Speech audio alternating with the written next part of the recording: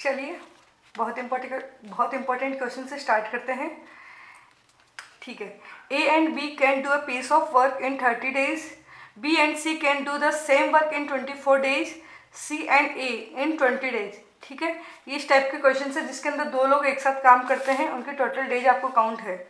चलिए कंडीशंस कुछ भी हो वो अपन कर लेंगे। They all work together for 10 days, वो तीनों मिलकर 10 days के लिए काम करते हैं। Then B and C leave, B और सी इसको छोड़ के चले जाते हैं, काम को छोड़ के चले जाते हैं। कब? 10 days के बाद। तो आपको बताना how many days more will A take, एक को कितना टाइम और लगेगा उसको काम को फिनिश करने में है। इस बार आपको टोटल टाइम नहीं पूछा, होल टाइम नहीं पूछा, इस बार आपसे पूछ रहे हैं रिमेनिंग वर्क को कंप्लीट करने में एक को कितना टाइम लगेगा, क्योंकि बी सी तो छोड़ के चले गए। चलिए जो भी कंडीशंस है, सबसे इम्पोर्टेंट होता है आपको ये कॉमन जो डायग्राम होता है वो बनाना, जिसमें टोटल वर्क आपको फाइंड करना है, कैपेसिटी फाइंड करना है, इनफ।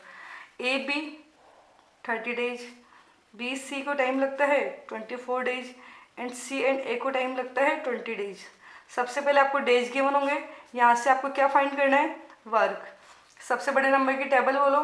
वैसे तो देखो 30 20 को देखते हैं तो लगता है 24 में ऐसा नंबर, इसके टेबल में ऐसा नंबर जिसमें 0 आते हैं, तो 24 5 जा 120।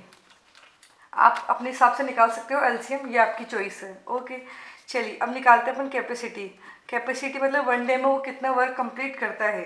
तो ए प्लस बी की कैपेसिटी हो जाएगी 120 डिवाइड बाई 30 किया 4, 120 डिवाइड बाई 24 किया 5, 120 डिवाइड बाई 20 किया 6, ये इनकी कैपेसिटी आ गई।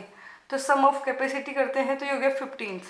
अब यहाँ पे जो सम है वो ए प्लस बी प्लस सी का नहीं है, वो 2 टाइम ए 2 टाइम बी 2 टाइम सी का सम है, यानी कि आप लिखोगे 2 टाइम ए 2 टाइम बी 2 टाइम सी का जो सम है वो 15 है। ठीक है, तो ए प्लस बी प्लस सी इन तीनों का जो कैपेसिटी होगा वो होगा 15/2, यानी कि 7.5। ओके, आपको ये चीज़ समझना है, इस 2 को आपको अंडर एस्टिमेट नहीं करना है, इस 2 को आप इधर डिवाइड में भेजोगे।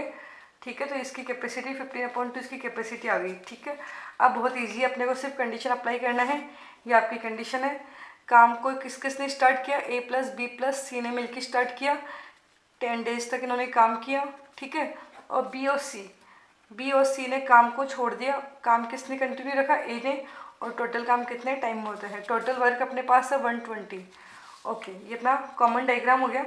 अब यहाँ पे इनकी कैपेसिटी भी पुट कर लेते हैं। ए प्लस बी प्लस सी की कैपेसिटी होगी 15/2 और ए की कैपेसिटी होगी यहाँ पर, अभी फाइंड कर लेते हैं।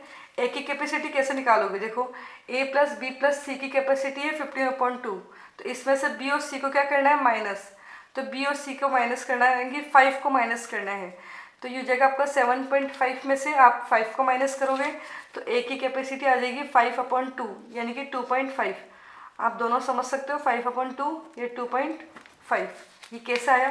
15/2 में से माइनस किया 5 को। चलो ये आप कर सकते हो, इतनी तो मैं उम्मीद करती हूँ आपसे। अगर फिर भी कोई दिक्कत आती है तो आप बिल्कुल बेझिझक मुझसे पूछ सकते हैं। चलिए यहाँ से देखो, यहाँ कितना काम कंप्लीट हुआ, ये कैपेसिटी है, ये डेज है, दोनों को मल्टीप्लाई करोगे तो क्या आ जाएगा? वर्क। तो 15/2 को 10 से मल्टीप्लाई करते हैं 75। तो 75 वर्क 10 days में कंप्लीट होता है। ठीक है, चलो अब रिमेनिंग वर्क सबसे पहले क्या निकालेंगे? Remaining work. तो रिमेनिंग वर्क आपका बचेगा 120 माइनस 75 किया 45। 45 आपका क्या है? Remaining work. तो 45 वर्क को करना है, कौन करेगा? ए की कैपेसिटी कितनी है? 5/2। ठीक है, तो हाउ मेनी, कितना इसको टाइम लगेगा? तो टाइम का फॉर्मूला होता है वर्क अपॉन कैपेसिटी। 40/5/2 इसको सॉल्व करेंगे। 40/5 मल्टीप्लाई 2 कहाँ चला गया?